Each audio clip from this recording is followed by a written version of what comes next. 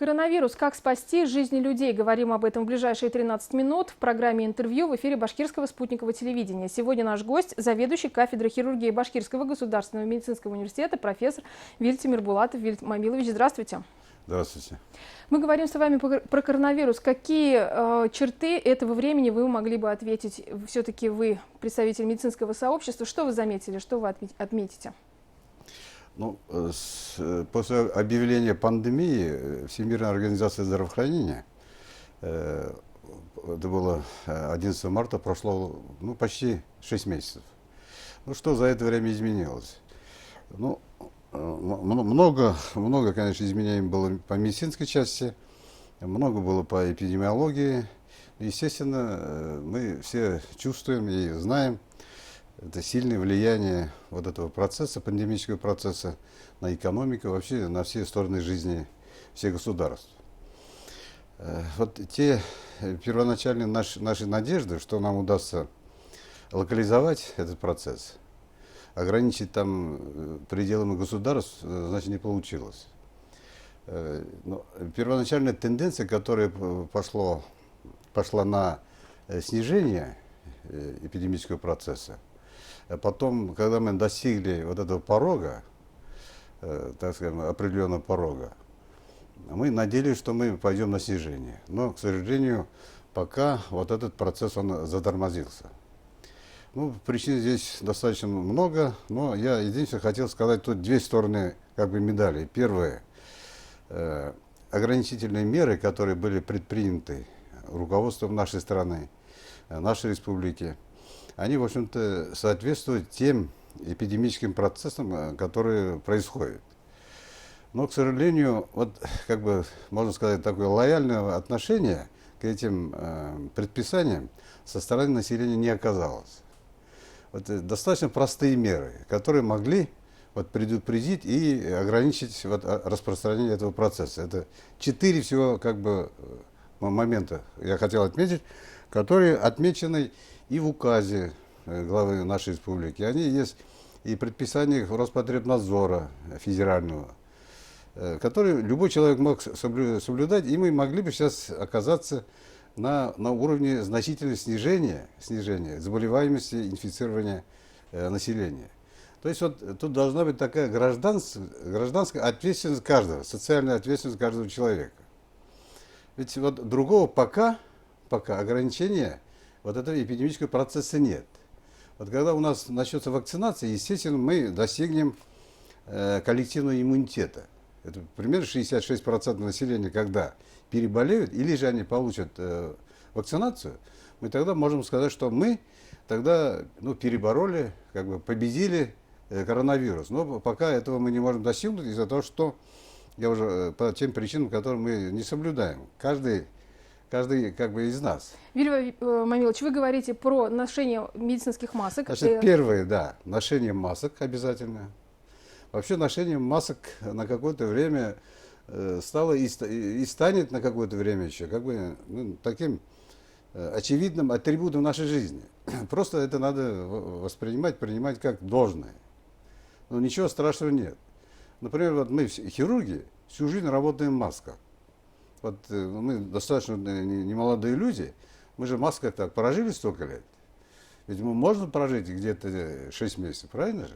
Это не постоянно, тем более. Социальная дистанция. Второе, это социальная дистанция, минимум 1,5-2 метра. Третье, это обработка рук. Личная гигиена. Да, это личная гигиена. Тут в отношении ношения перчаток есть разные точки зрения. Я хочу сказать, что большинство ведущих ученых мира считают, что перчатки носить не обязательно. Но руки мыть надо обязательно. И после мытья рук надо обрабатывать антисептиком. Это известно, исследования уже проведены. 30% спирт в течение 15 секунд убивает эти коронавирусы. Вы помыли руки, обработали, у вас контактный способ у вас также исключается. Потому что руки, это вы трогаете лицо, глаза и так далее. Трогаете, да, вы еще передаете, здороваетесь с кем-то и так далее. И четвертый момент, это ограничение общения.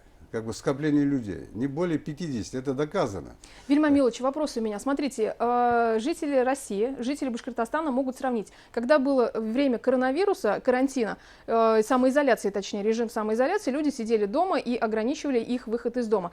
Есть возможность не жить в таких условиях, но соблюдать правила личной гигиены, те 4 как раз пункта, которые вы назвали. Как убедить людей, что у них есть выбор либо так, но при этом они не выполняют простых норм? Вот вы все-таки разговариваете и с пациентами, и вы умеете их убеждать. Что бы вы сказали таким людям? Ну, я думаю, вот каждый человек, он должен для себя принять вот как бы еще 3 правила. Это первое. Сам не болей, не заражайся. Второе. Не заражай других. Если ты чувствуешь, что ты болен, обращайся, пока сиди дома. Ни с кем не контактировать. Вот это же не сложно же, правильно же? Это не только в интересах каждого, это в интересах близких людей, ваших членов семьи, там, родственников, там, друзей и так далее. Если вы хотите заразить, ну, ради Бога, тогда снимайте маски, тогда, ну, подходите там близко, здоровайтесь, там, целуйтесь, обнимайтесь. Это как бы, это также, я думаю, любой человек это должен это понимать, насколько это ответственно.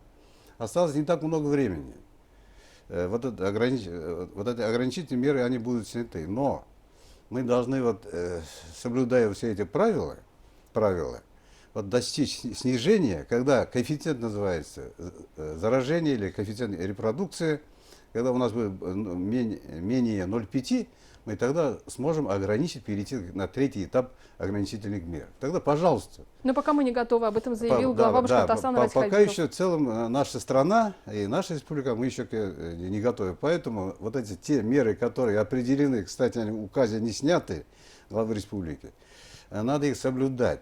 Вот я иногда вот бываю в магазинах, тоже вот захожу, вот последний вот месяц вообще просто люди перестали носить и маски, вот как-то не соблюдайте дистанции. Вот написано, не более там 15 человек должны быть в магазинах. Это тоже не соблюдается. Ведь это же место как бы инфицирования как раз. Ведь никто постоянно не обрабатывает, это невозможно. Теоретически, практически, то есть сложно очень. А вы 3-й пункт не назвали? Социально. Личная. Личная гигиена, да. Это же должно быть как бы, ну это элементарное как бы правило, ну просто еще добавляется обработка антисептиками. Я еще раз скажу, вот эти антисептики, они доступны везде. Вот я вот тоже бываю не только в аптеках, в других магазинах, они везде теперь продаются, они недорогие. Ну и бесплатно установлены. Вильма Милович, как вы оцениваете работу своих коллег? Что видите вы, какую картину? Значит, вот если такая интересная информация, если вот недавно проводили опрос наиболее опасных профессий Российской Федерации. Вот теперь сейчас, в 2020 году? Да. Вот буквально это было неделю назад, я знаю вот результаты опроса, оказалось, что теперь врачебная профессия занимает 1-е место среди рейтинга самых опасных профессий. Так, на 2-м месте, значит, это пожарные. Потом на 3-м месте так, военные, дальше водители и так далее. Мы никогда не были на 1-м месте как опасной профессии. Вот теперь мы самая опасная профессия. И еще вот информация такая. По нашей стране на сегодня погибло 800 врачей. Вот выполняя как бы свой долг. Поэтому, естественно, люди же тоже должны подумать. Они могут, соблюдая элементарные правила, спасти себя, правильно? Своих близких, родственников. И в то же время они могут и помочь врачам. Это снижает нагрузку. Мы тогда, ведь иногда бывают такие периоды, когда просто не хватает коек. Ну, правда, у нас в нашей республике таких проблем нет, но есть вот регионы России, где просто не могут больных госпитализировать.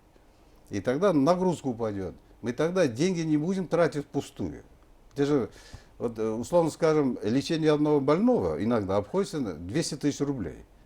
Ведь мы могли бы сэкономить эти деньги, пустить на другие. Там у нас же на сегодня проблем-то много. Впереди новый учебный год, отопительный сезон, там, ремонтные работы и так далее.